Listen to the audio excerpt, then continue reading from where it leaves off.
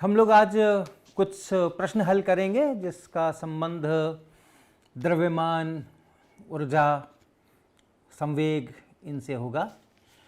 तो पहला प्रश्न हम लेते हैं। एक इलेक्ट्रॉन का वेग 0.8 c है।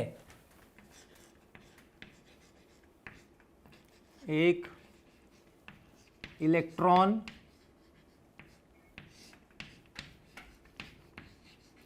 का वेग 0.8 c है। इसकी कुल ऊर्जा तथा गतिज ऊर्जा का मान निकालें। इसकी कुल ऊर्जा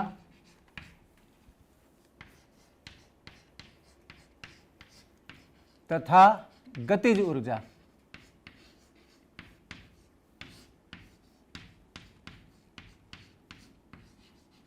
के मान निकालें।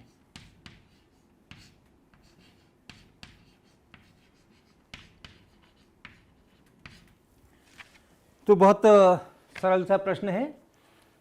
कुल ऊर्जा हम लोग लिखते हैं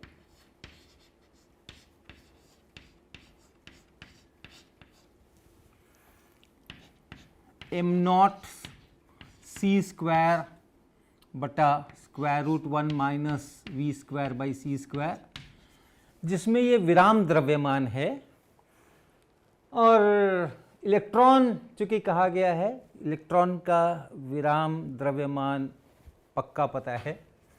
m0 इलेक्ट्रॉन के लिए 9.1 इंटू 10⁻³ kg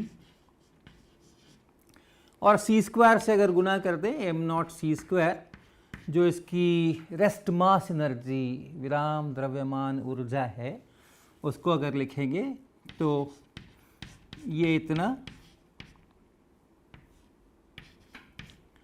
और इसको गुना करेंगे c के स्क्वायर से, अर्थात 9 into 10⁻16 metre square second square इतने से।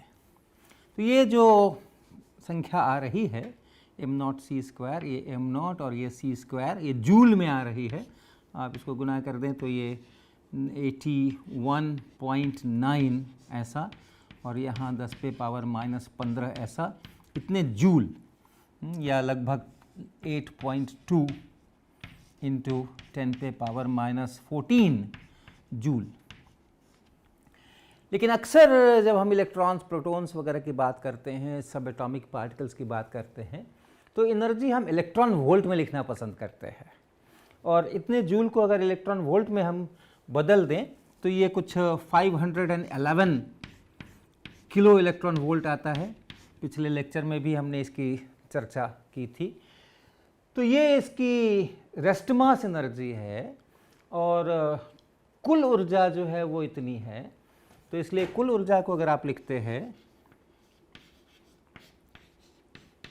अगर हम इलेक्ट्रॉन वोल्ट में लिखें तो इसे m0 c² की जगह हम लिख सकते हैं 511 keV बटा √1 माइनस v/c। तो ये वेलोसिटी उस इलेक्ट्रॉन की इतनी बताई गई है। v/c का मतलब होगा 0.8, तो अर्थात ये 0.8 का स्क्वायर ऐसा, और ये 0.6 है। ये 0.64, एक से घटाकर 0.36, 0.6, 511 किलो इलेक्ट्रॉन वोल्ट और बटा 0.6। तो इसको आप हल कर सकते हैं कि ये कितना बनेगा। ये 8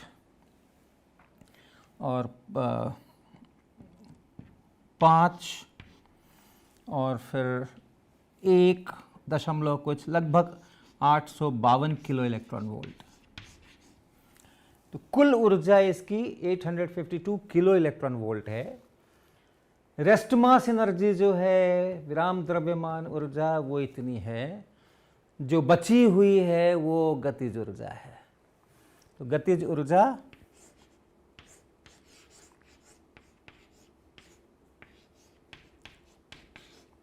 के, ये टोटल एनर्जी जो है, कुल ऊर्जा, और उसमें से आप रेस्ट मास एनर्जी को घटा लें ये है गतिज ऊर्जा, तो अर्थात 852 और -511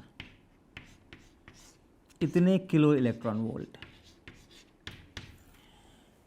तो ये बनता है 341 किलो इलेक्ट्रॉन वोल्ट।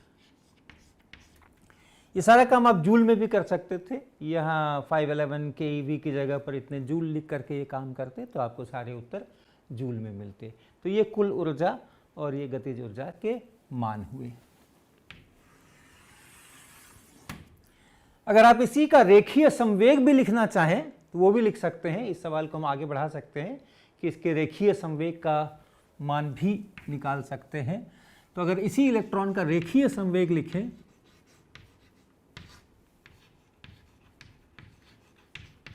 तो आपको ध्यान है रेखीय संवेग हम लोग लिखते हैं P बराबर m0v और बटा √1 - v²/c²। अगर आप इसको ऐसे भी इसको लिख सकते हैं आप m0c² और फिर यहाँ v/c² बटा √1 - v²/c²। ये m0c² है 511 kilo electron volt rest mass energy, electron की रेस्ट मास एनर्जी। v/c 0.8 है, तो 0.8 यहाँ पे, और एक c और है, इसको हम यहाँ पर बटा c ऐसा लिखते हैं। और ये तो फैक्टर हम लोगों ने निकाल रखा है, ये फैक्टर 0.6 है, तो ये 0.6 ऐसा। तो अर्थात 511 गुना 8/6 इतने keV/c। ये अक्सर रेखीय संवेग के यूनिट के रूप में इस्तेमाल होता है। जो ज़्यादा काम करते हैं सब एटॉमिक पार्टिकल्स में, वो रेखीय संवेग को किलोमीटर, किलोग्राम, मीटर प्रति सेकंड जो उसके ऐसा यूनिट है उसकी बजाय keV/c या मेगा इलेक्ट्रॉन वोल्ट बाई सी या इलेक्ट्रॉन वोल्ट बाई सी, इसको एक रेखीय संवेग की यूनिट के रूप में इस्तेमाल करते हैं। लेकिन अगर आप SI यूनिट्स में ही जानना चाहें तो कोई समस्या नहीं है। आपको ये किलोग्राम में m0 पता है, मीटर प्रति सेकंड में आपको v पता है क्योंकि 0.8 c है, c का मान पता है आपको 3 × 10⁸ मीटर पर सेकंड, और ये करके आप उसमें भी निकाल सकते हैं, kg मीटर प्रति सेकंड में भी निकाल सकते हैं। अगला सवाल लें हम। इसको अगर आप जो हमारी जो नॉन रिलेटिविस्टिक फार्मूला हमने पढ़ा है अपने न्यूटोनियन डायनामिक्स में काइनेटिक एनर्जी के लिए, उसके लिए भी आप निकालने की कोशिश कर सकते हैं और देख सकते हैं कि इसकी ऊर्जा कितनी आती है। अगर आप गतिज ऊर्जा को उस सूत्र से लिखें 12 mv², ये नॉन रिलेटिविस्टिक इक्वेशन है ये।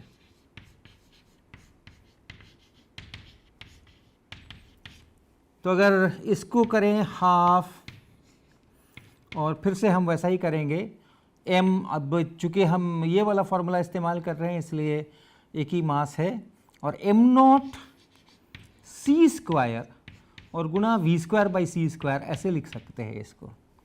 और ये 12 × 511 keV और v/c यहाँ आपको पता है ये v है, इसलिए v/c ये 0.8 है, तो ये 0.8 की जगह उसका स्क्वायर करना है तो 0.64 ऐसा। और इसको आप कैलकुलेशंस कर सकते हैं, कितना आता है 511 × 0.32, तो ये कुछ 100 कुछ किलो इलेक्ट्रॉन वोल्ट ये निकल करके आने वाला है। आप गुना करके देख सकते हैं, इसको जितना भी आता है उतने किलो इलेक्ट्रॉन keV, कुछ 160, 150, 170 किलो इलेक्ट्रॉन वोल्ट ये आने वाला है। तो आप देखें कि जो गतिज ऊर्जा उसकी वास्तव में है वो 341 keV है, और यहाँ जो मिल रही है वो उसके लगभग आधी मिल रही है। तो बहुत फ़र्क है। अगर स्पीड्स ज़्यादा है तो जो हमारी ये इक्वेशंस हैं हाफ mv², इसका इस्तेमाल हम नहीं कर सकते हैं, हमें रिलेटिविस्टिक इसमें जाना पड़ेगा। अगला एक सवाल और देखें, एक इलेक्ट्रॉन की गतिज ऊर्जा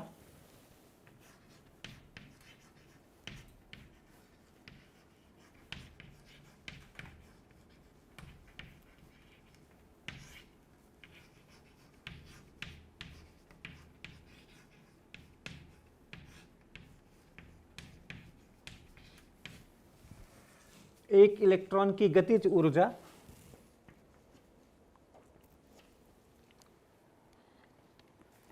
1.02 MeV है, मेगा इलेक्ट्रॉन वोल्ट, और इसके लिए इसकी चाल और संवेग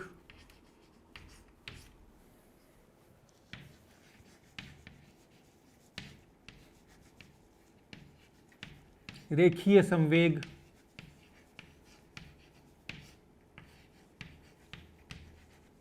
निकाले।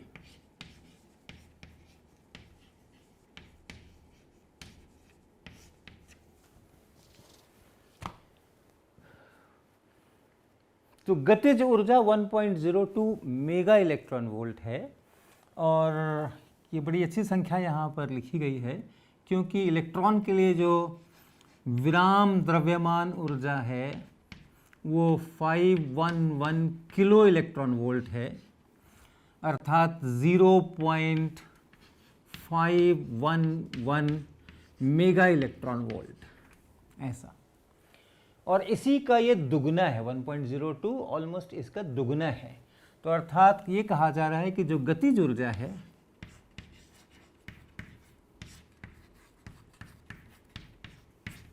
(1.02 MeV) वो 2 टाइम्स m0c², ये इतनी गतिज ऊर्जा है। और फिर हमें इसकी चाल चाहिए और इसका रेखीय संवेग चाहिए। तो हम कुल ऊर्जा लिख सकते हैं यहाँ से, विराम द्रव्यमान ऊर्जा हमारे पास है, गतिज ऊर्जा हमारे पास है, तो अगर हमने इनको जोड़ दिया तो हम कुल ऊर्जा लिख सकते हैं।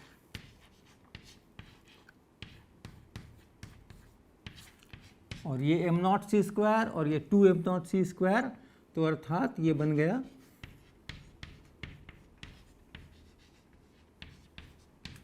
3m0c²। और कुल ऊर्जा आपको पता है, कुल ऊर्जा का जो हमारा रिलेटिविस्टिक सूत्र है वो इसके लिए है, कुल ऊर्जा m0c² और बटा √1 - v²/c², ये हमारी कुल ऊर्जा होती है। और ये बराबर 3m0c² है, ये बराबर 3m0c² है। अर्थात यहाँ से अगर आप लिखें तो इस m0c² को काट दें, 1/√1 - v²/c², ये 3 है, और इसलिए ये √1 - v²/c², ये 1/3 है, और 1 - v²/c², ये 1/9 है, और इसलिए v²/c² ये 8/9 है। तो चाल v आप लिख सकते हैं √8/3 टाइम्स c। इसका वर्गमूल निकालें, v/c बराबर √8/3, तो v बराबर ये इतना √8/3 टाइम्स c, ये इसकी वेलोसिटी है। 2√2 ऐसा भी लिख सकते हैं, /3 × c, ये इसकी वेलोसिटी, ये इसकी चाल है। और रेखीय संवेग, रेखीय संवेग कैसे लिखते हैं हम, p, ये यहाँ पे लिखा हुआ है, ये रेखीय संवेग लिखा हुआ है, चाल हमें पता हो गई है, और इसलिए इसको यहाँ हम रख दें इस सूत्र के अंदर में, तो हम p लिख सकते हैं। तो p बराबर इलेक्ट्रॉन है, इलेक्ट्रॉन है तो उसका हमें लिखना है, तो उसके लिए हम इसका इस्तेमाल कर सकते हैं। एक और भी चीज़ आप सीख सकते हैं कि m0c² इलेक्ट्रॉन के लिए 511 keV है, और यहाँ से आप लिख सकते हैं m0 बराबर 511 keV किलो इलेक्ट्रॉन वोल्ट बटा c स्क्वायर, ऐसा। इस c स्क्वायर को आप इस keV के साथ में लगा दीजिए। ये जो है ये भी द्रव्यमान की एक यूनिट की तरह इस्तेमाल होता है। Mega electron volt MEV by C square या KeV बाई सी स्क्वायर या EV बाई सी स्क्वायर। तो EV बाई सी रेखीय संवेग और EV बाई सी स्क्वायर द्रव्यमान, तो ये भी एक प्रचलित यूनिट है इसके लिए। तो हम इसका भी इस्तेमाल कर सकते हैं। ये m0 की जगह हम लिख सकते हैं 511 KeV बाई सी स्क्वायर,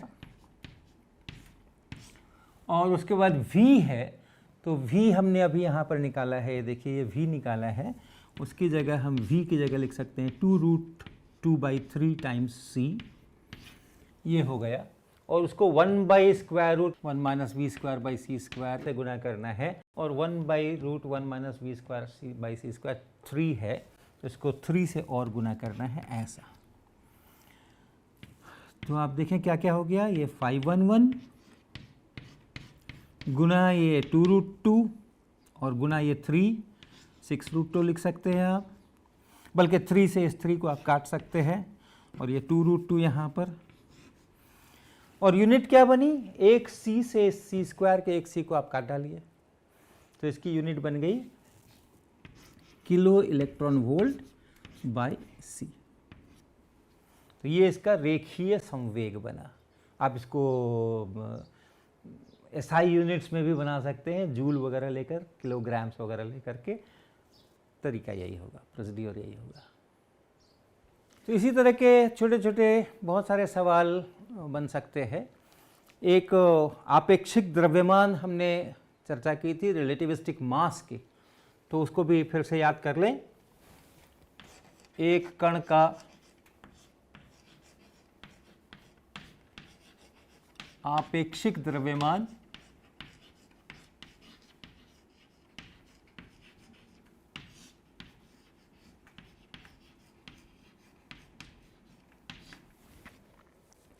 इसके विराम द्रव्यमान का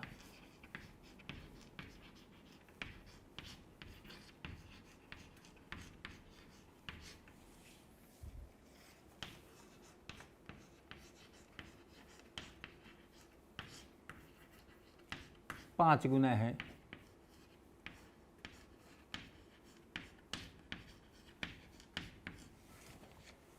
तो इस कण की चाल बताएं।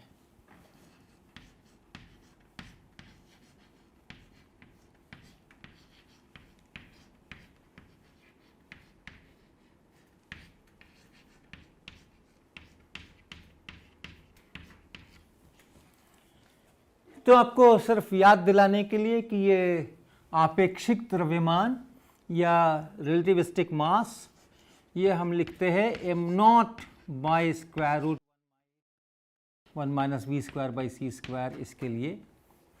और ये आपेक्षिक द्रव्यमान विराम द्रव्यमान का 5 गुना है, अर्थात ये 5 टाइम्स m0 है, ऐसा कहा गया है। तो इसका अर्थ ये हुआ कि 1 by square root 1 minus V square by C square ये 5 के बराबर है, अर्थात square root 1 minus V square by C square ये 1/5 के बराबर है, अर्थात 1 minus V square by C square ये 1/25 के बराबर है, अर्थात V square by C square ये 24/25 के बराबर है।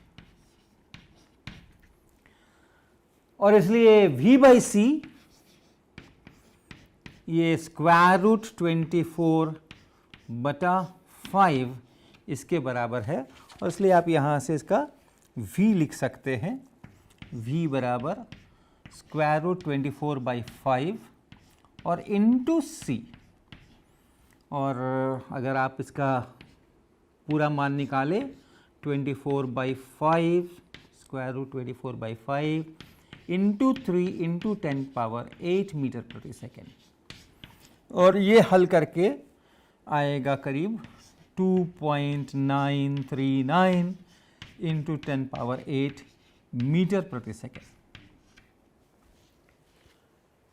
तो मुख्य संदेश ये है कि जैसे जैसे आप इसके करीब पहुंचते जाते हैं, स्पीड ऑफ लाइट वैक्यूम में जो है उसके आप करीब पहुंचते जाते हैं, तो उसका जो आपेक्षिक द्रव्यमान है वो बढ़ता चला जाता है, और जितना करीब पहुंचते हैं उतना तेज़ी के साथ में बढ़ता है। और अगर आप v बराबर c रखने की कोशिश करें तो ये आपेक्षिक द्रव्यमान अनंत हो जाता है। तो v बराबर c हम किसी मटेरियल पार्टिकल के लिए अचीव नहीं कर सकते हैं, क्योंकि आपेक्षिक द्रव्यमान का अनंत होने का मतलब है कि उसकी जो कुल ऊर्जा है उसका भी अनंत हो जाना। इसी को c² से गुणा कर देंगे तो कुल ऊर्जा मिल जाएगी, और उसका मतलब है कि हम जो उसमें बल लगा करके और उसको गतिज ऊर्जा प्रदान कर रहे हैं, वर्क कर रहे हैं, वो भी इन्फिनिट हो जाएगा। तो इसलिए हम किसी भी मटेरियल पार्टिकल को और इस c से ऊपर नहीं ले जा सकते। फिर हमने एक पूरे कन्वर्शन की भी चर्चा की थी कि जो द्रव्यमान है वो ख़त्म हो जाता है और ऊर्जा उत्पन्न हो जाती है, तो उसको भी हम उसके लिए भी लिख सकते हैं। यदि 1 ग्राम द्रव्यमान को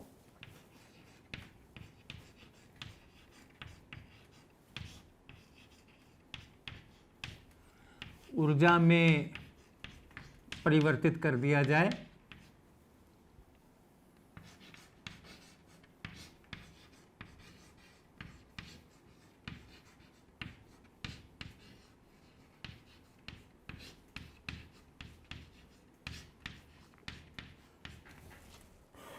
तो कितनी ऊर्जा मिलेगी?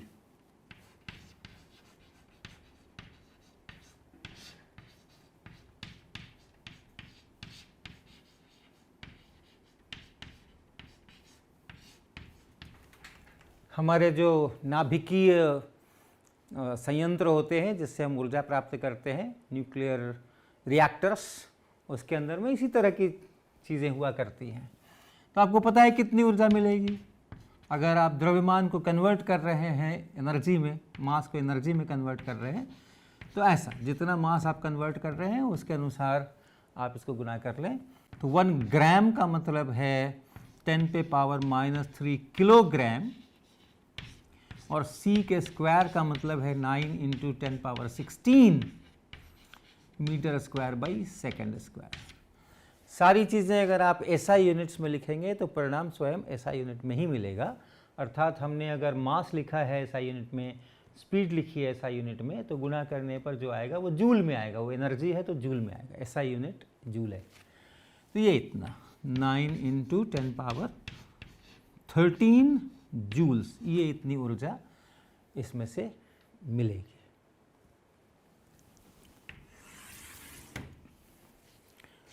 एक और सवाल देखें। 2 कण जिनमें से प्रत्येक का विराम द्रव्यमान m0 है। 2 कण जिनमें से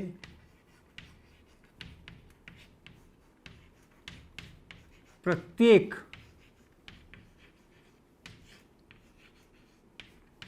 का विराम द्रव्यमान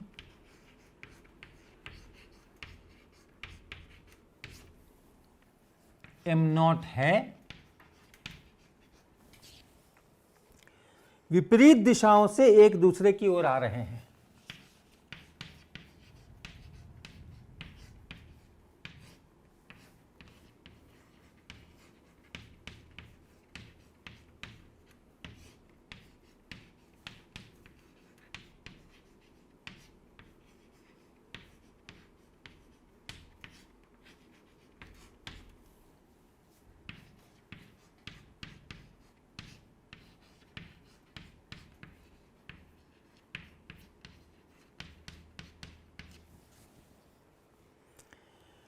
प्रयोगशाला से देखने पर प्रत्येक की चाल 0.6 c है।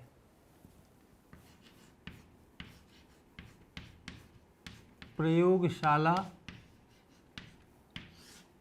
से देखने पर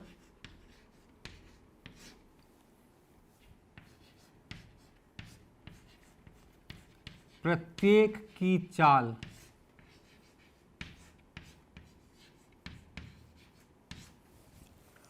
0.6 c है।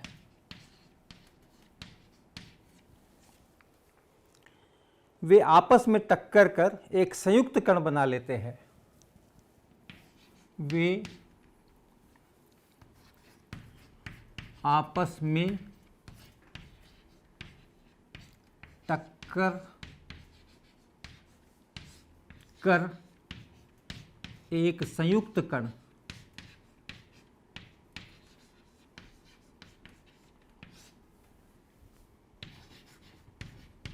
बना लेते हैं।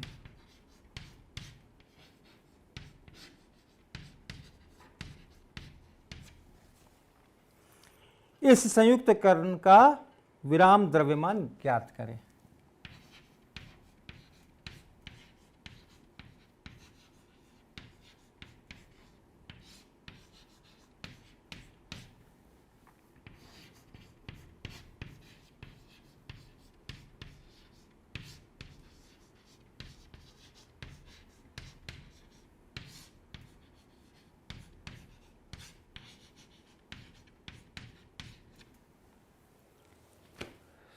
दो कण जिनमें से प्रत्येक का विराम द्रव्यमान m0 है, विपरीत दिशाओं से एक दूसरे की ओर आ रहे हैं। तो यानी एक कण ऐसा, एक कण ऐसा, इसका भी विराम द्रव्यमान m0, इसका भी m0, विपरीत दिशाओं से एक दूसरे की ओर आ रहे हैं। और प्रयोगशाला से देखने पर प्रत्येक की चाल 0.6 c है। ये प्रत्येक की जो चाल है ये 0.6 c है, इसकी भी चाल और इसकी भी चाल। वे आपस में टक्कर कर एक संयुक्त कण बना लेते हैं। जब ये आपस में टकराते हैं तो दोनों मिलकर के एक सिंगल कंबाइंड पार्टिकल बन जाता है। तो टक्कर के पहले की ये परिस्थिति है, टक्कर के बाद की परिस्थिति ये हो गई कि दोनों ने मिलकर के एक संयुक्त कण बना लिया। ये है टक्कर के पहले और ये है टक्कर के बाद।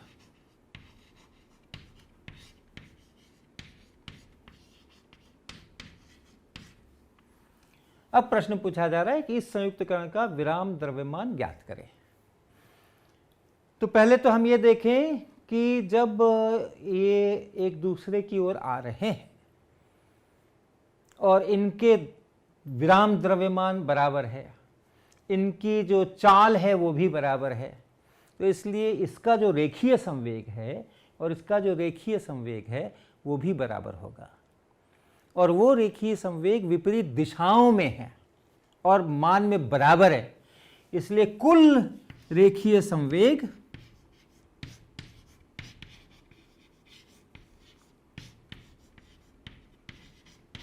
बराबर 0। टक्कर के पहले कुल रेखीय संवेग बराबर 0 और रेखीय संवेग संरक्षित रहता है। टक्कर के पहले जितना रेखीय संवेग, टक्कर के बाद भी उतना ही रेखीय संवेग, इसलिए यहाँ भी रेखीय संवेग 0 होना चाहिए।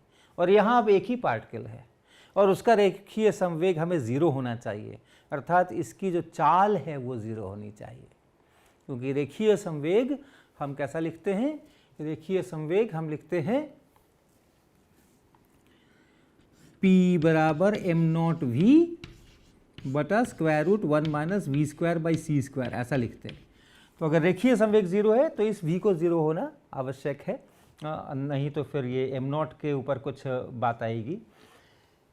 तो यानी टक्कर के बाद ये संयुक्त कण विराम अवस्था में रहता है, उसका जो v है, उसकी जो वेलोसिटी है, उसकी जो स्पीड है वो 0 है, ताकि रेखीय संवेग 0 हो। और इसलिए अभी जो इसका द्रव्यमान है वो आपेक्षिक द्रव्यमान और विराम द्रव्यमान एक ही है, और वो मान लेते हैं हम m0। ये इसका टक्कर के बाद विराम द्रव्यमान है। अब हम टोटल एनर्जी को देखें, कुल ऊर्जा को देखें। कुल ऊर्जा भी टक्कर के पहले और टक्कर के बाद में उतनी ही रहनी है। ये इन इलास्टिक कोलिजन है, ये कंप्लीटली इन इलास्टिक कोलिजन है। लेकिन जब हम रिलेटिविटी की बात करते हैं तो हम ये नहीं कहते कि ऊर्जा का ह्रास हो गया है, ऊर्जा है, कुल ऊर्जा बराबर है। तो यहाँ जो कुल ऊर्जा है उसको जब हम लिखेंगे तो क्या लिखेंगे देखें, और यहाँ लिखेंगे तो क्या लिखेंगे, टक्कर के पहले कुल ऊर्जा 2 इंटू इसकी कुल ऊर्जा प्लस इसकी कुल ऊर्जा, और बराबर तो होगी ही इसलिए 2 इंटू, और इसकी कुल ऊर्जा कैसे लिखेंगे, m0 c स्क्वायर और divided by square root 1 minus V square by C square, ऐसा। ये इसकी कुल ऊर्जा है, पहले पार्टिकल की ये कुल ऊर्जा है, और दोनों पार्टिकल्स के मिलकर के ये कुल ऊर्जा है। और टक्कर के बाद अगर लिखें ये क्या कुल ऊर्जा है, ये इसका जो ये विराम द्रव्यमान है इंटू सी स्क्वायर, क्योंकि इसकी कोई वेलोसिटी नहीं है, वेलोसिटी इसकी ज़ीरो है, इसलिए यहाँ पर इसमें जब लिखेंगे तो इस पार्टिकल के लिए वेलोसिटी 0 लिखेंगे, तो ये इतना, अर्थात ये बराबर होना चाहिए m0 c स्क्वायर। और यहाँ से आप इस m0 का मान पता कर सकते हैं। इस m0 का मान पता करने के लिए आप इस इक्वेशन का इस्तेमाल करें, 2 इंटू सी स्क्वायर को तो काट ही डालें, सी स्क्वायर को तो काट ही डालें, और क्या बचा 2m0 बटा square root 1 minus V square by C square, और v हमें पता है 0.6 c, तो v बाई सी है 0.6, तो अर्थात 0.6 का स्क्वायर, तो ये हो गया, और बराबर m0, यही संयुक्त कण की का विराम द्रव्यमान है, तो ये कितना बन गया 2m0 और बटा 0.8, और ये हो गया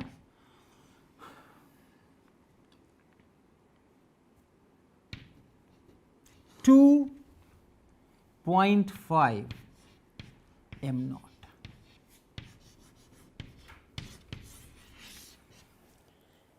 तो यानी इसका संयुक्त कण का जो विराम द्रव्यमान था वो पहले जो दोनों कण का विराम द्रव्यमान था उसके जोड़ से अधिक है, m0 और m0, इसका द्रव्यमान m0, अगर ये रेस्ट में है इसका विराम द्रव्यमान m0, इसका भी m0, लेकिन जो दोनों मिलकर बने हैं वो 2.5 m0 ऐसा।